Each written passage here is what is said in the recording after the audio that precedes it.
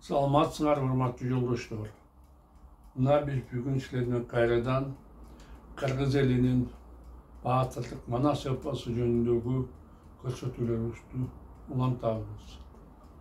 Мен силерге мурда айткандай, мен Манасчы Сагынбай Орозбаковдун варианты негизинде кара сөз түрүндө 5 томдуу роман жазганмын. Мына бул китептер силердин көз алдыңарда турат. Бұл 5 томдың толығы бойдон Кыргыз Республикасынын илим берүү жана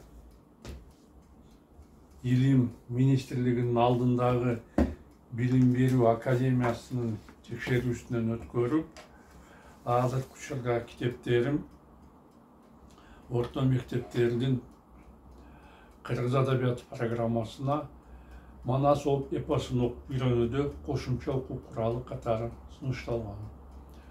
Мектеп окуучуларына Манасты үйрөнүш мындан да жеңил болсун деп, мен атайын 8 жана 11 класстын окуучулары үчүн мындай кылып жумушчу дептерлер түзгөнмүн. Алар дагы азыркы учурда окуу программасына киргизилген. 3 жылдыктын 2 бөлүгү болгон Семетей эпосу боюнча азыр мен эмгегимди улантып,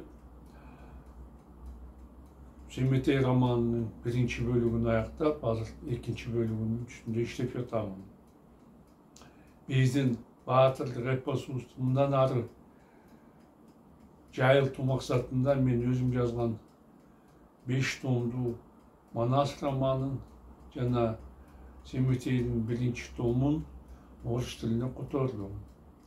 Алардын баарын мен атайын сайт ачып, epos-manas.com ошол сайтка өзүмдүн романымдын орусча жана кыргызча варианттарын сатуу үчүн койдум. Кимде-ким кааласа, ошол жерден китептерди сатып алса болот. Мындан тышкары биздин баатырдык эпосубузду кеңири жайылтуу үчүн мен ушул видео тасмаларды орус тилинде дагы азыр чыгарып жатам. Жана аны дүйнөнүн 112 тилиндеги субтитрлер менен коштоп жатамын. Бул деген мындай тасмаларды дүйнө жүзүнүн кайсы бурчугунда, кайсы жеринде жашап алсын, ар кандай адам өзүнүн эне тилинде же өзү жакшы билген тилде көрө алат дегенди түшүндүрөт. Ошондуктан мен сиздерден суранат элем, бул видео тасма жөнүндө өзүңөрдүн алыскы жана жакынкы чет мамлекеттерде жашап жаткан тууган уруктарыңарга, тааныш билиштериңерге, досторуңарга айтып койсоңор, Манас эпосун жайылтууга аябай чоң салым кошкон болот элеңер. Мына менин кыскача эпос жөнүндө айтайын деген ушул. Азыр болсо силердин уруксатыңар менен мен Манас эпосун, Манас романымды окууга уруксат берсеңер.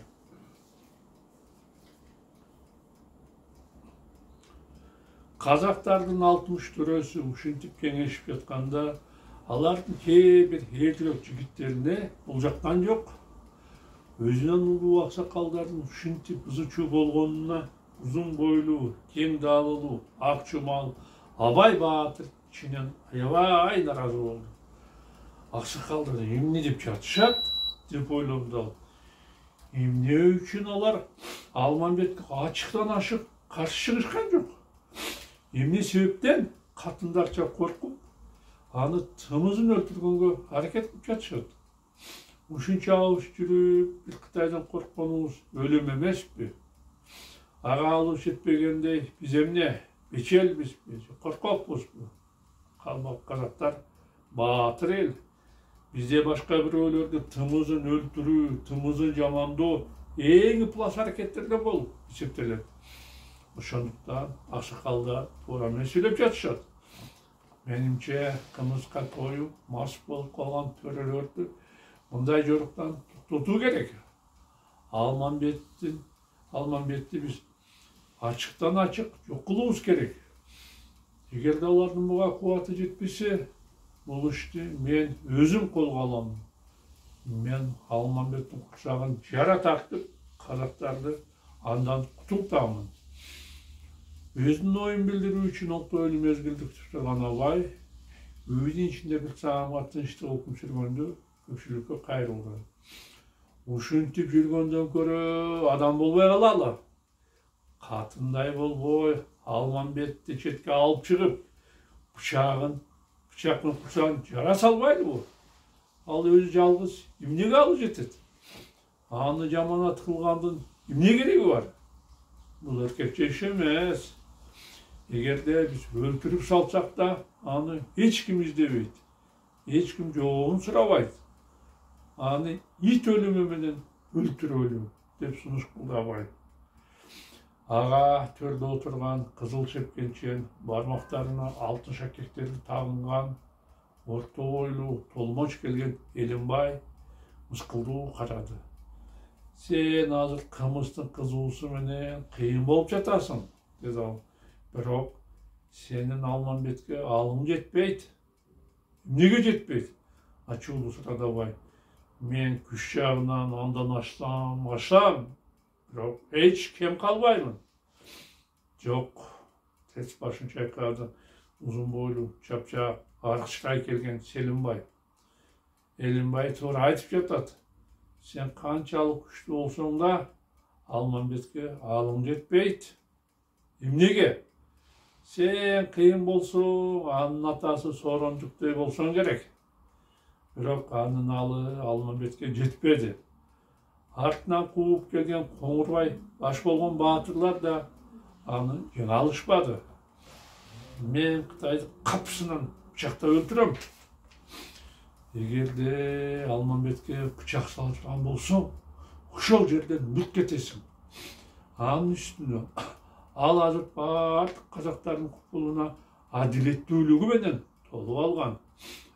Айдар хандын балдары азыр ансыз эч нерсе чечпейт. Ошондуктан кимде ким ага катылса, элге жем болот. Селимбай туура айтып жатат, коштоду доосун Элимбай. Алмамбетке катылгандын баары эл душманына айланат. Аксакалдар жүргөндөн кийин абай тайсалдай түштү. Аксакалдар туура айтып жатат деп ойлонду ал.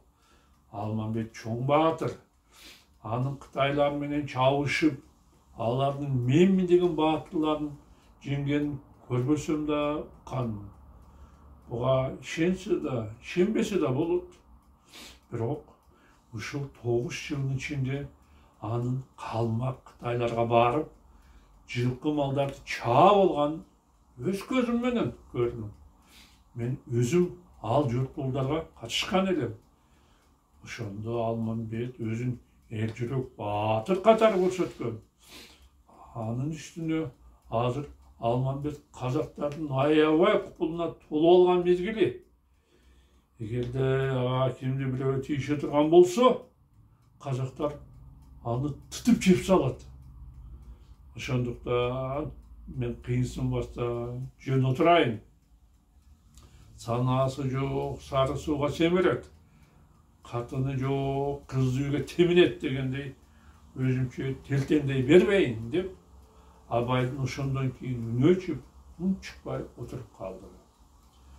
Бирок бир аздан кийин ал үйдөгүлөргө пушайман боло карады. Анда биз кантип бул Кытайды жок кылабыз? Сурады абай. Мунун жалгыз гана жолу бар, жооп берди Элимбай. Биз Бообек айткандай Көкчөнүн кызганчактыгынан пайдаланып, Акерткеч менен Алмамбеттин актыгын ага айталы. Бул тентип келген Кытай сага жакшылык кылбайт. Өз атасын, аскерлерин сойгон Кытай сени согоет беле. Катыныңды тартып алып, сени өлтүрөт. Ал аялың менен бузулуп жүрөт деп баарыбыз Көкчөнү Алмамбетке каршы куралы. Элимбай туура акылды айтты, деди Селимбай. Бирок бул сөздөрдү эркек башыбыз менен айтсак, Көкчө бизге ишенбейт. Ошондуктан өзүбүзгө Токол Будайбекти кошуп алалы. Almanbetти жамандаса, көкшө анын сөздөрүнө өрөк ишенет. Туура сөз деп баары чуулдап калышты. Бир гана баятан бери сөзгө аралашпай турган Кызыл Чекменчен Чапчак Алымсейит өкүнүчтүү башын чайкады. Туугандар, деди Төрө, көкчө сөздөрүбүзгө баары бир ишенбейт. Себеби Акеркечтин таза, чынчыл экендигин жакшы билет. Биз бул багытта бөөдө убара болуп, шылдың сөзгө алабыз. Алманбетти жок кылуу үчүн башка айла табуу керек. Макул, жылмайды Селимбай. Сен айтканыңа көндүк дейли. Айта бер акылыңды. Биз Алманбетти кантип жок кылсак болот? Менин эч кандай сунушум жок. Кейиштүү айтты Алымсейит. Бирок мындай айланы сөзсүз табам. Тапсаң тап. Кеңпейилик менен жооп берди Селимбай. Ага чейин биз Алманбет менен Акеркечти кучакташты баштайлы. Алманбет көкшөдөн чыгып калган соң, ал көңүлүн элге бура албайт. Казактын ичинде таптакыр тура албай калат. Алтымыштары бул сунушка макул болуп, жигердүү түрдө Алманбетти жамандап, көкчө малга барса да, ууга чыкса да, анын көңүлүн аялынан калтырганга жан далбастап аракеттеништи. Катынын Акеркеч Алманбет менен көңүлү жакын. Экөө душмандык кылып, сени өлтүргөнү жүрүшөт деп ага ар кимиси айта берди. Акыры бул сөздөрдөн уюган көкшө аялынан шек санай баштады. Мен эмне өзүмдүн жакындарыма ишенбей жатам деп ойлонду Чынакан. Алар мага чоочун эмес, туугандарым, досторум. Талай жортулдарга чыгып, чабышып, талай душмандарды жеңген ишеничтүү адамдарым. Эгерде алар бар болсо, мен бармын. Кубаттуу бай болсо, мен баймын. Эгерде алар мерт болсо, менин күнүмдү бүткөнү да ошол. Андай болгондон кийин эмнеге төрөлөрдүн сөздөрүнө ишенбей жатам? Кантип ушунча эл кара болуп, жалгыз Алманбет ак болуп калсын? Ошондуктан аңкоолук кылбастан Акеркечти аңдып көрөйүн. Балким алардын бузукулугун өзүм кармап алаттырмын. Ушундан кийин көкчө ар кандай ыкмаларды колдонуп, үйүнө капысынан келип, аялын аябай аңдыды. Бирок канчалык аракеттенсе да, аялынын кыянаттыгын көрбөдү. Ошондо ачуусу келген көкчө тымыздын аракеттерин таштады.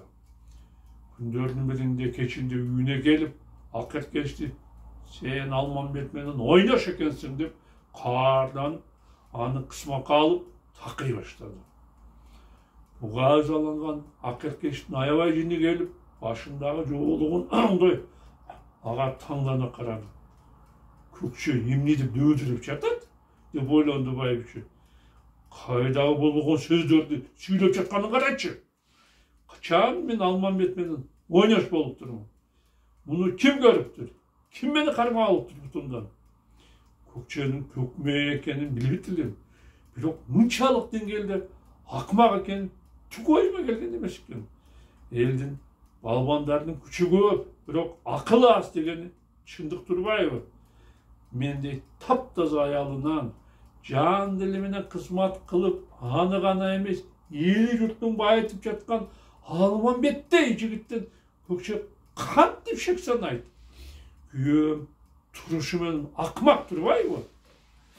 Алманбет үчүн ыза болгон Акеркеч ачуусу менен көкчөгө күүлөнүп бирт дейди. Баатыр, сага эмне болгон? Эмне деп дөөдүрүп, Алманбетти ким деп жатасың? Адамдын сырын билбеген кандай немесиң? Оозуңа карап сүйлө, ышынды көкчө. Мен ар нерсени сүйлөгөндө кем акыл, дөөдүр эмесмин. Жок, дөөдүрсүң. Алманбеттин адилеттүүлүгү, жолдуу жигит экенин көрө албастан, кээ бир көй жамандар доосуңду жамандап, анын артынан түшкөнүн түшүнбөдүңбү? Көкчөнүн иши илгерилеп бара жатат деп, алар сени Алмамбеттен ажыртканы жүрүшөт. Эгерде ушундай ушакчылардын тилине кирсең, эжил элден айрылып, кайгырып, үктө каласың. Ошондуктан мындай жаман ойлорунан кайткын, баатыр. Сен калп айтып жатасың, кыйкырып окшойт. Жок, мен болгон чындыкты сүйлөп жатамын. Ишенесиңби? Алмамбет аябай чынчыл, намыскөй жигит. Ал мени менен жолугушканда кайын энелүү күйөөдөй мага карап койбойт. Кайнаталуу келиндей тик карабайт бетиме. Анын сага кыянат кыла турган кыпындай да ниети жок, баатыр. Мына урматтуу жолдоштор, биздин убактыбыз соңуна жетти. Мен силер менен коштошомун. Кайрадан жолугушканча саламатта калгыла.